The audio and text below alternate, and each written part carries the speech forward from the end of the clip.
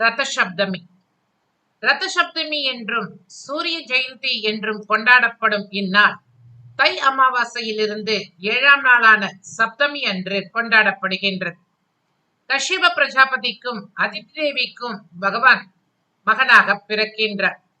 இந்த நாளில்தான் சூரியன் தெற்கு திசையிலிருந்து உத்தராயண திசை, அதாவது வடக்கு நோக்கி தன்னுடைய தேரை திருப்புகின்றார். பெரும்பாலான இடங்களில் இது வசந்த காலத்தின் தொடக்கமாக கொண்டாடப்படுகின்றது. ரதசப்தமி அன்று பல கோவில்களில் ரதசப்தமி உற்சவம் மிகச் சிறப்பாக கொண்டாடப்படுகின்றது. மகர சங்கராந்தி நாளில் இருந்தே சூரியனின் தேர் வடக்கு நோக்கி நகர்ந்தாலும் ரதசப்தமி பண்டிகைக்கு பிறகுதான் தேரின் சக்கரங்கள் முழுமையாக வடக்கு நோக்கி திரும்புகின்றது. ஆரோக்கியமிச்சீர் பாஸ்கராத் என்று வேதங்கள் கூறுகின்றன. ரதசப்தமி நாளில் 7 எருக்கம் இலைகளை எடுத்து தலையில் 1, தோள்களில் 2, கைகளில் 2, பாதத்தில் 2 என வைத்து நீராடுவது மிக விசேஷம். அதுவும் காலையில் 6 மணி முதல் 7 மணிக்குள் நீராடி விட வேண்டும்.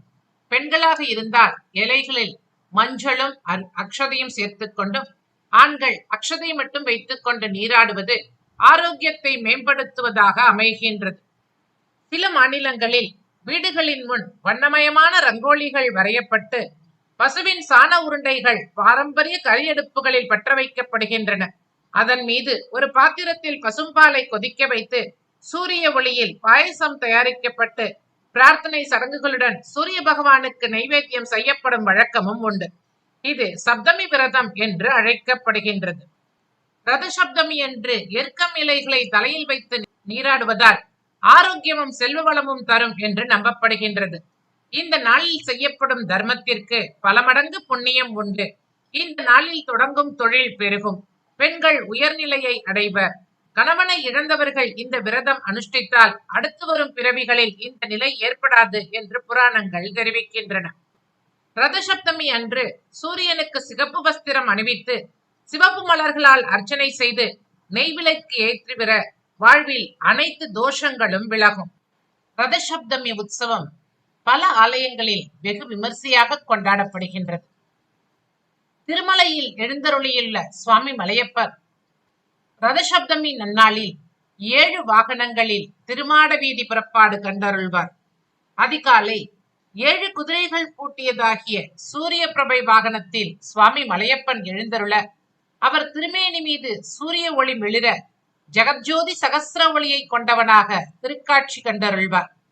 பிறகு அடுத்தடுத்து வரிசையாக சின்னசேஷ வாகனம், கருட வாகனம், ஹனுமந்த வாகனம், கற்பகபக்ஷ வாகனம், சர்வபூபால வாகனம், இறுதியாக குளிர்வூட்டும் சந்திரபிரபையில் எழுந்தருளி ரதசப்தமி உற்சவ நன்னாளை பூர்த்தி செய்வார். என்றும் காண இயலா வண்ணம் ஒரே நாளில் சுவாமி மலையப்பர் 7 வாகனங்களில் 7 விதமான ஆபரண அலங்காரங்களுடன் மாடவீதிகளில் திருவீதி உலா வந்து பக்தர்களுக்கு தரிசனம் அளிப்பார்.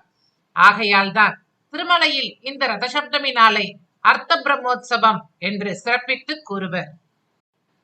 பல்வேறு ஆலயங்களிலும் ரதசப்தமி வழிபாடு மிகச் சிறப்பாக நடைபெறும். குறிப்பாக பெருமாள் சூரிய பிரபை வாகனத்தில் தொடங்கி பல்வேறு வாகனங்களில் அன்று அருள்பாலிப்பார். இந்த நாளில் பெருமாளை தரிசிப்பவர்கள் ஆயுள், ஆரோக்கியம், ஐஸ்வர்யம் பெற்று வாழ்வார்கள் என்று வேதங்கள் தெரிவிக்கின்றன. ஸ்ரீ விஷ்ணு புராணத்தில் 3வது அம்சத்தில் 5வது அத்தியாயத்தில் யாக்ஞவல்கிய ரிஷி சூரிய பகவானை நோக்கி செய்த அற்புதமான ஒரு ஸ்துதியைத்தான் நாம் இப்போது அனுபவிக்கப் போகின்றோம். இந்த ஸ்துதியை சொல்லி சூரிய பகவானை நமஸ்கரிப்பவர்கள் அற்புதமான ஞானத்தை பெறுவார்கள் என்பது திண்ணம். யாக்ஞவல்கிய ஸ்துதி. நம சவித்ரே துவாராய முக்தேர் அமித தேஜசே ருக்யஜுஸ்ஸாம பூதாய த்ரயீ தாம்னே சதே நமக. அளவிட முடியாத ஒளியை உடையவரும் முக்தி பெற வழியாக விளங்குபவரும் 3 வேதங்களின் ஒளி உள்ளவராகவும் ருக் யஜுஸ் சாம வேதங்களின் வடிவாகவும் இருக்கும் சூரிய பகவானே உமக்கு நமஸ்காரம். நமோக்னிஷோம பூதாய ஜகதக்காரணாத்மனே பாஸ்கராய பரம் தேஜஸ் சௌஷம் நருச்சி பிப்ரதே. வெயிலுக்கும் மழைக்கும் காரணமானபடியால் அக்னி சந்திரன் ரூபமுடையவராகவும் உலகிற்கு காரணமாகவும் ஒளியை தருபவராகவும் அமிர்தகேதுவான சுழுமுனை என்கின்ற உயர்ந்த தேஜஸை தன் பக்கம் தாங்கி நிற்பவராகவும் உள்ள அந்த பகவான் சூரிய நாராயணனை நமஸ்கரிக்கின்றேன். கலா காஷ்டா நிமேஷாதி கால ஞானாத்மரூபினே தியேயாய விஷ்ணு ரூபாய பரமாக்ஷர ரூபினே. கலை, காஷ்டை, நிமிஷம் முதலான காலங்களை அறிவிக்கும் சொரூபமுடையவராக, தியானிக்கத்தக்கவராக, பிரணவஸ்வரூபியாக, பிரபஞ்சஸ்வரூபியாக, விஷ்ணுமயமாக இருக்கும் சூரிய தேவா, உன்னை நமஸ்கரிக்கின்றேன். பிபர்த்தீய சுரகணான் ஆப்யாயேந்தும் ஸ்வரஷ்மிபிஹி ஸ்வதாமிருதேன சாபித்ரும் தஸ்மை திருப்தியாத்மனே நமஹ. தமது கிரணங்களினால் சந்திரனை திரளுள்ளவராகச் செய்கிறவரும் அமுதஸ்வரூபியாக தேவர்களையும் ஸ்வதா என்கின்ற அமுதத்தினால் பித்ருக்களையும் திருப்தி அடையப்படி செய்பவராகிய திருப்தி வடிவமான சூரியமூர்த்தி, உனக்கு நமஸ்காரம். ஹிமாம்பு கர்ம விருஷ்டீனாம் கர்த்தா பர்த்தா சய பிரபூஹு தஸ்மை திரிகால ரூபாய நம சூர்யாய வேதசே. பனி, நீர், வெப்பம் ஆகியவற்றை செய்கின்றவரும், அதாவது குளிர், மழை, வெயில் முதலிய ருதுக்களுக்கு காரணமானவரும், உலகை போஷித்து காப்பாற்றுபவரும், முக்காலங்களின் வடிவமாக திகழ்பவரும், விதாதாவாகவும் விளங்குகின்ற சூரிய பகவானை நமஸ்கரிக்கின்றேன். அபஹந்தி தமோ யஸ்ச ஜகதோஸ்ய ஜகத்பதிஹி சத்வதாமதரோ தேவோ நமஸ்தஸ்மை விவஸ்வதே. இந்த உலகின் இருளை நீக்குகிறவரும் சத்வமே வடிவானவருமான சூரியமூர்த்தி, உன்னை நமஸ்கரிக்கின்றேன். சத்கர்மயோக்யோ ந ஜனோ நைவாபசுத்தி காரணம் யஸ்மன் அனுதிதே தஸ்மை நமோ தேவாய பாஸ்வதே. எவர் உதயமாகாவிட்டால் மனிதர்கள் நல்ல கர்மங்களை செய்ய தகுதி பெற மாட்டார்களோ, தண்ணீரும் தூய்மைப்படுத்த தகுதி பெறாதோ, அந்த பகவானான சூரியனை வணங்குகின்றேன். ஸ்பிருஷ்டோ யதம் சுபித் லோக கிரியா யோக்யோ ஹி ஜாயதே பவித்ரதா காரணாய தஸ்மை சுத்தாத்மனே நமஹ. எவருடைய கிரணங்கள் படுவதால் உலகத்தார்கள் தம் தம் கருமங்களை செய்ய தகுதி பெறுகிறார்களோ, அவ்வாறு தூய்மைப்படுத்த காரணமான தூய வடிவினரான சூரிய பகவானை நமஸ்கரிக்கின்றேன்.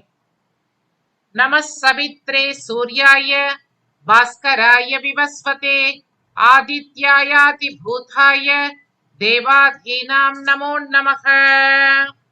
பகவானான சவிதாவாகவும் சூரியனாகவும் பாஸ்கரன் என்கின்ற பெயர் கொண்டவராகவும் உள்ள விவஸ்வானான அந்த சூரிய தேவனுக்கு நமஸ்காரம்.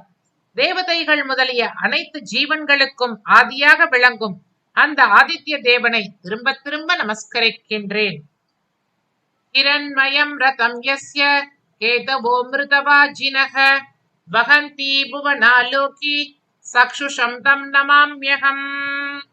எந்த இறைவனுடைய ரதம் தங்க நிறமாகவும் ரமணீயமான தேஜோமயமாக விளங்குகின்றதோ, ஞானரூபங்களான கொடிகள் பறக்கின்றதோ, என்றும் அழியாத வேத வடிவான குதிரைகள் இழுத்துச் செல்கின்றதோ, உலகங்களுக்கெல்லாம் கண்களாக விளங்கும் அந்த பகவானை தொழுகின்றேன். சர்வத்ர கோவிந்த நாம சங்கீர்த்தனம். கோவிந்தா கோவிந்தா. ஸ்ரீ ஹரியே நமஹ. ஸ்ரீ சூரிய நாராயணர் திருவடிகளே சரணம்.